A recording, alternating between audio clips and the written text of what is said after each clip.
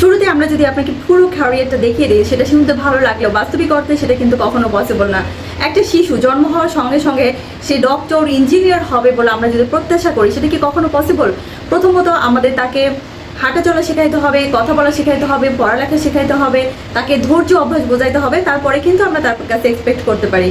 So সেমভাবে মার্চেন্টাইজিং ক্যারিয়ারে আপনি যদি বেসিক না জেনে অ্যাডভান্স লেভেলে স্টার্ট করেন, সেক্ষেত্রে কখনোই আপনি সাকসেস হতে পারবেন না। সো আপনার ভিতরে যে প্রবলেমগুলো থেকে যাবে, number 1 knowledge problem.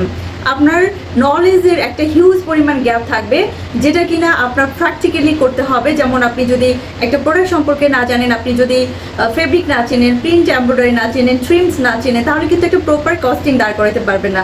As it is ভাবে আপনার প্র্যাকটিক্যাল এক্সপিরিয়েন্সের একটা মিসিং থাকবে। সো আপনি বাইরের কমিউনিকেশন করতে গেলে আপনি কিন্তু কনফিডেন্টলি বাইরের সঙ্গে কমিউনিকেট করতে পারবেন না।